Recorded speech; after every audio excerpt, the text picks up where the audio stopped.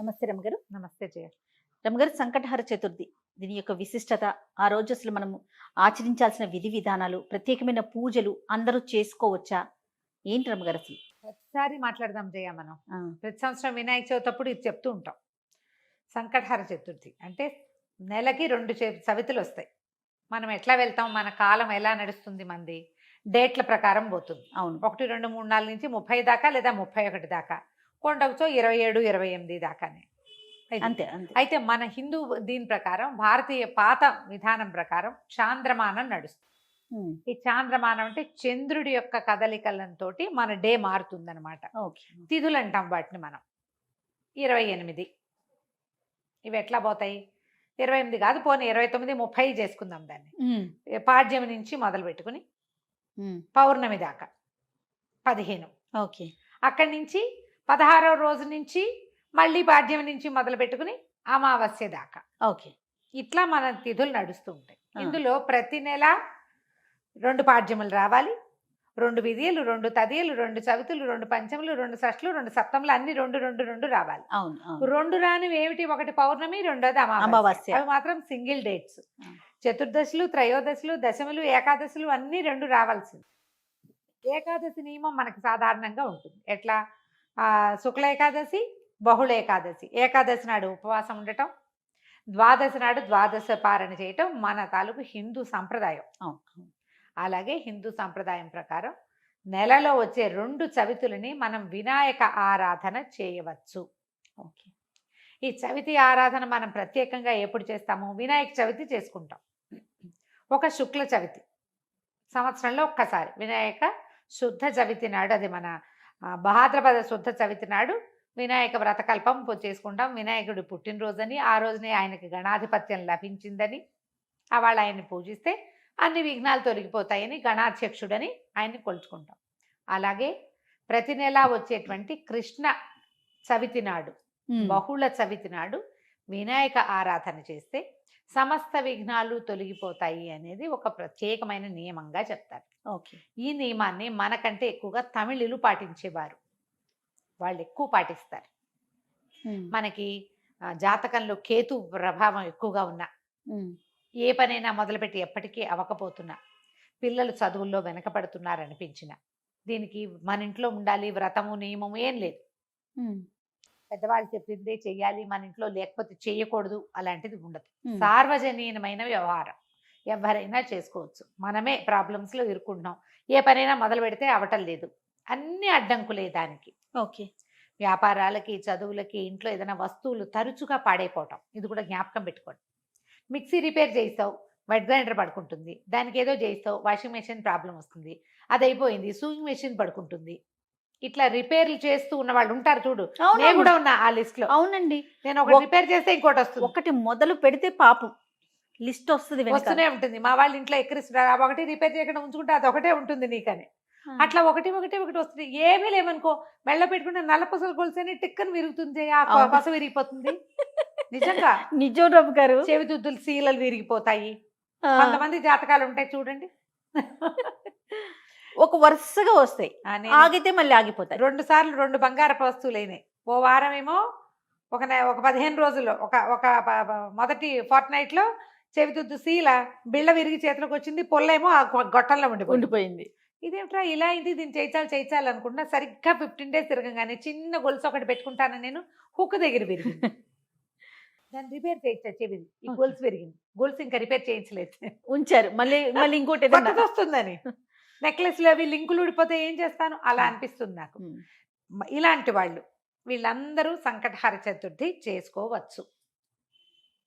సంకటహర చతుర్థి చేసుకుంటే బిజినెస్లో ఇబ్బందులు, చదువుల్లో ఇబ్బందులు, చిన్న చిన్న ప్రమాదాలు, ఇళ్లలో ఏ పని అనుకున్నా అవకపోటాలు, వీటన్నిటికీ సమాధానంగా ఉంటుంది. జాతకాల్లో అయితే మాత్రం కేతువు తాలూకు ప్రభావం ఉన్నప్పుడు, కేతువుతోటి ఇబ్బందులు పడుతున్నప్పుడు, గ్రహస్థితుల్లో కేతు ఉన్నప్పుడు కూడా మనం ఇది చేయమని చెప్తారు. ఏదైనా ఇంటి ప్రయత్నం చేస్తున్నప్పుడు ఆగిపోతుంది, అప్పుడు కొన్ని వారాలు మొక్కుకుని మనం కొన్ని నెలల పాటు చవితులు చేసుకోవచ్చు. ఈ చవితి చేసుకోవడానికి పెద్ద విశేషమైన చేత ఏమీ లేదు, సింపుల్ వినాయక పూజే. దీనికల్లా పగలు ఉపవాసం, చుక్కలు కనపడ్డాక భోజనం, ఆ చుక్కలు కనపడ్డాక ఉండ్రాళ్ళు కుడుములు చేసి బియ్యపు రవ్వతోటి చేస్తాం కదా, అవో మీ ఇళ్లలో ఎలాంటి అలవాట్లు ఉంటే పాలు తాకలే పెడతాం వినాయకుడికి అని మీకు అలవాటు అనుకో, పాలు తాలికలు పెట్టండి, మన అలవాటు ప్రకారం పెట్టుకోవచ్చు. కుడుములో ఉండ్రాళ్ళు ఆయనకి నివేదన చేసి నమస్కారం చేసుకుని చంద్రుని చూసి అన్నం తినేసేయచ్చు. పగలు ఉపవాసం ఉండే సంకష్టి అంటారు మహారాష్ట్రియన్స్, కన్నడిగులు బాగా బాగా ఎక్కువ చేస్తారే? ఉంటారు. బాగా ఎక్కువ ఉంటారు. మన వైపు తక్కువ, కానీ మన వైపు కూడా ఇప్పుడు కనపడుతున్నారు బాగా. నాకు కూడా అలవాటు ఉంది, మేము చేస్తాం.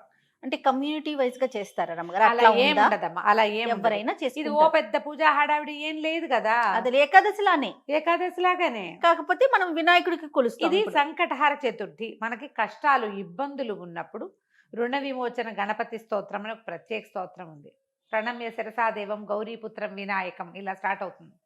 ఆ స్తోత్రం చదువుకోవచ్చు. అబ్బే అవేవి రావండి, సుముఖశ్రీగదంతస్య కపిలో గజకర్ణికః మనకు వచ్చు కదా, అంతే. ద్వాదశ నామాలు అవి చదువుకోండి. వినాయకుడికి కొంచెం గరిక వాకిట్లో ఎక్కడైనా పెరళ్ళల్లో ఉన్న బాల్కనీ కుండీల్లో ఉంటే గరికని పెక్కకుండా ఉంచుతా నేను. ఆ వినాయకుడికి పెట్టుకోవచ్చు అని చెప్పి, బుధవారం నాడు పెట్టచ్చులే అని. ఆ 2 గరిక పోచలు వినాయకుడికి సమర్పించడం, ఉండ్రాళ్ళు సమర్పించి నమస్కారం చేసుకోండి. ఇది చాలా మంచిది. మరి పసుపుతోటి వినాయకుడిని చెయ్యాలి అదేదో సిద్ధాంతంగా చెయ్యొద్దమ్మా, ఎంత సింపుల్గా అయినా చేసుకోవచ్చు. సాయంకాలం సమీపంలో ఉన్న ఏ దేవాలయంలోనే గణపతి చతుర్థులు చేస్తారు. అన్ని చోట్ల వినాయక ప్రతిష్ట ఉన్న ప్రతి చోట సంకటహర చతుర్థి పూజ చేస్తారు. వెళ్ళి గుళ్ళో పూజ చేయించుకోండి, హాయిగా ఇంటికి వచ్చి భోజనం చేయండి అంతే. కుడుములు ఏమైనా ఉండి మీ గుళ్ళో వాళ్ళు ఒప్పుకుంటే, ఆ దేవాలయం పద్ధతిని బట్టి కదా, ఒప్పుకుంటే మీరే కుడుములు తీసుకెళ్ళి స్వామివారికి అక్కడ నివేదన చేసి అందరికీ ప్రసాదం పంచిపెట్టండి. వినాయకుడికి ఒక చిన్న బెల్లం ముక్క నివేదన పెట్టడం ఒక అలవాటుగా చేసుకోండి. మనకి ఇలాంటి సమస్యలు ఉంటే కనుక తప్పకుండా కొంచెం బెల్లం నివేదన పెట్టడం, వినాయకుడి కోసం ఒక దీపారాధన చేయటం, దీపం పెట్టుకోవటం, దీపం పెట్టగానే వినాయకుడికి సంబంధించిన శ్లోకం చదువుకోవటం, ఓ బెల్లం ముక్క ఖచ్చితంగా నువ్వు పళ్ళు పెట్టు పాలు పెట్టు అవి ఏమైనా పెట్టుకో, వినాయకుడికి బెల్లం ముక్క పెట్టాలి. ఇలా నివేదన పెడితే మనకి చాలా సమస్యలు తీరుతాయి. ఇప్పుడు నవంబర్ 1 వచ్చినట్టుంది, అవునండి. అంతేనా? అవును. ఆ ప్రతి నెలా చూసుకోండి, క్యాలెండర్లో ఉంటుంది. మీరు ఈజీ మెథడ్ ఏంటి, క్యాలెండర్లో నోట్ చేసి పెట్టుకోండి. ఇందులో మళ్ళీ ఒక స్పెషల్ ఉంది. మంగళవారాలు గనక ఈ చతుర్థి వస్తే చాలా విశేషం. అంగారక చతుర్థి అంటారు దాన్ని. అది చాలా విశేషమైంది. అది ఎక్కువ సమస్యలు తీరుస్తుంది, ఇంకా ప్రాబ్లమ్స్ తీరుస్తుంది. దీనివల్ల బ్రహ్మాండం బదలైపోయి వానికి ఏదో వస్తుందని కాదు, కొన్ని జాతకపరమైన సమస్యలు తీరుతాయి. ఏ పనులు కానప్పుడు మనకు ఒక శాంతిగా ఉంటుంది. మనం ఈ పని చికాకు చేస్తే. తగ్గినా చాలు కదా చాలు. అమ్మగారు, చికాకు ఏదో తగ్గినా వచ్చి మీద పడక్కర్లేదు. జస్ట్ మనకు ఉన్న ఆ చికాకు, ఆ బాధ, మనసు శాంతిగా ఉంటే అదే చాలు. అదే చాలు, అంతకంటే ఇంకేం ఆటోమేటిక్ గా అక్కర్లేదు. సమస్యలు పరిష్కారం అవుతాయి. అవును, అలా చేసుకోవచ్చు. మంగళవారం చతుర్థి వచ్చిందనుకో ఇంకా కంఫర్టబుల్గా ఉంటుంది. ఒక 40 చేయొచ్చు, ఇవి 40 చేయొచ్చు, 21 చేయొచ్చు, 5 నేను 7 లెక్క పెట్టుకుని కూడా చేస్తా. ప్రతి నెల సంకటహర చతుర్థి నాడు పొద్దున్నే మా అక్కయ్య నేను ఒకళ్ళు గుర్తు చేసుకుంటాం ఇవాళ చతుర్థి అని. ఓకే. జ్ఞాపకం చేసుకుని మా ఇద్దరికి అలవాటు ఉంది. నాకు కొంచెం వినాయక ఇవి కూడా ఎక్కువ కదా, ఎక్కువ శ్లోకాలు చదువుకుంటాను నేను. చిన్నప్పుడు చదువుకున్న తొండమున ఏకదంతమును కూడా చదువుతారు రోజు నేను. నాకు అది అలవాటు. అలవాటు. ఎవరి అలవాట్లు వాళ్ళవి కదా, మీరు అలవాటు చేసుకోండి. ఏదైనా ఇలాంటి సమస్యలు ఉన్నప్పుడు ఇట్లా చేసుకోవచ్చు. ఇది కొన్నాళ్ళు చేసి మానేయచ్చా లాంటి ప్రశ్నలు వస్తాయి ఎంతసేపు.